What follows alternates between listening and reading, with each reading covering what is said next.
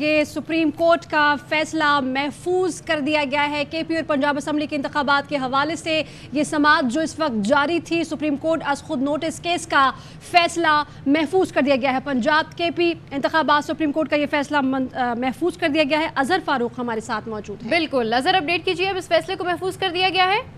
جی ہاں، supreme court نے 2 دن کی تفصیلی سماعت کی ہے کے پی کے اور پنجاب میں انتخابات کے حوالے سے، اور فیصلہ محفوظ کر لیا ہے۔ سماعت مکمل ہونے پر چیف جسٹس نے فیصلہ محفوظ کرتے ہوئے یہ کہا ہے کہ ابھی کچھ ہی دیر میں یہ فیصلہ جو ہے وہ سنا دیا جائے گا۔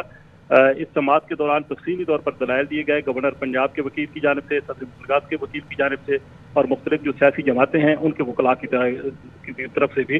تو تفصیلی بحث کے بعد اور دلائل کے بعد جو ہے وہ ابھی کچھ ہی دیر کا سماعت مکمل ہوئی ہے کے پی کے اور پنجاب میں انتخابات کے حوالے سے، اور فیصلہ چیف جسٹس نے کہا ہے کہ محفوظ کرنے کے بعد کچھ ہی دیر میں جو ہے وہ سنا دیا جائے گا۔ اظہر فاروق، یہ محفوظ فیصلہ کب سنایا جائے گا؟ جی ابھی آخری جو دلائل تھے وہ گورنر پنجاب کے وکیل کے دلائل تھے، انہوں نے اپنے دلائل جب مکمل کیے ہیں تو ساتھ ہی چیف جسٹس نے یہ کہا ہے کہ سماعت مکمل ہو چکی ہے اور کچھ ہی دیر میں۔ ٹھیک ہے اظہر فاروق، آپ ہمارے ساتھ موجود رہیے۔ محسن راجہ صاحب نے بھی ہمیں جوائن کیا ہے۔ محسن راجہ، بتائیے، آج ہی سنایا جائے گا یہ فیصلہ؟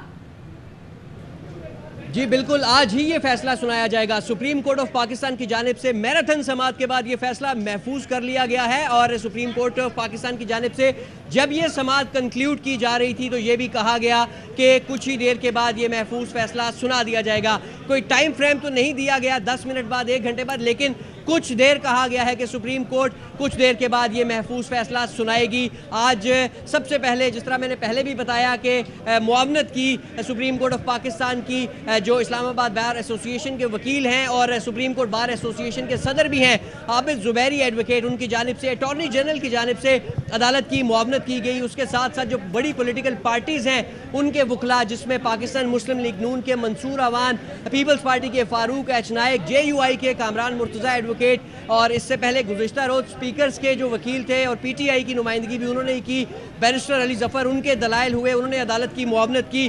پھر آج اظہر صدیق ایڈوکیٹ کے دلائل بھی ہوئے جو عوامی مسلم لیگ کی نمائندگی کر رہے تھے اس کیس میں۔ اس کے ساتھ ساتھ جو سب سے اہم دلائل تھے وہ صدر مان اکرم راجہ کے دلائل تھے، کیونکہ صدر مملکت کی جانب سے اس معاملے پر انتخابات کی تاریخ کا اعلان بھی کیا جا چکا ہے۔ تو اب یہ تمام تر دلائل سننے کے بعد سپریم کورٹ آف پاکستان نے یہ اہم آئینی معاملے پر فیصلہ محفوظ کر لیا ہے، اور سپریم کورٹ اب سے کچھ دیر کے بعد یہ فیصلہ سنائے گی۔ سپریم کورٹ آف پاکستان کی جانب سے انتہائی اہم ریمارکس بھی دیے گئے تھے۔ دیکھیں، بینچ کی جانب سے ایک بات بار بار کی جاتی رہی، وہ یہ تھی کہ 90 روز میں انتخابات کروانا ایک آئینی تقاضا ہے، اور آپ یہ بتائیں تمام جو لوگ معاونت کر رہے تھے جن کا تعلق مختلف سیاسی جماعتوں سے تھا، حکومتوں کے ساتھ تھا، کے پی کی حکومت، پنجاب حکومت کے ساتھ، اٹارنی جنرل کے، بتائیں 90 دن سے آگے جا سکتے ہیں؟ تو تمام جو قانونی معاونین تھے عدالت کے، جو سینئر وکلاء تھے، انہوں نے بھی کہا کہ 90 روز میں انتخابات جو کروانا وہ آئینی تقاضا ہے۔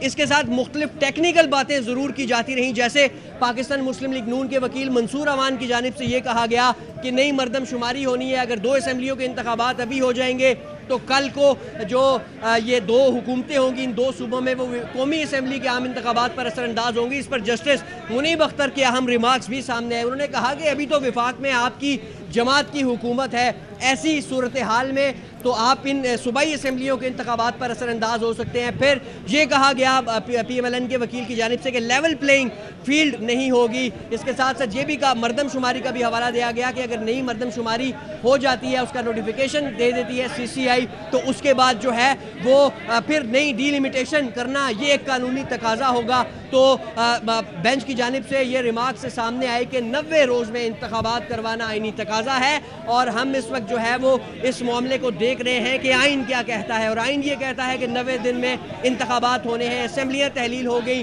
نگران حکومت قائم ہو گئی، لیکن الیکشن کی تاریخ نہ گورنر کی طرف سے دی گئی، نہ الیکشن کمیشن آف پاکستان کی طرف سے دی گئی۔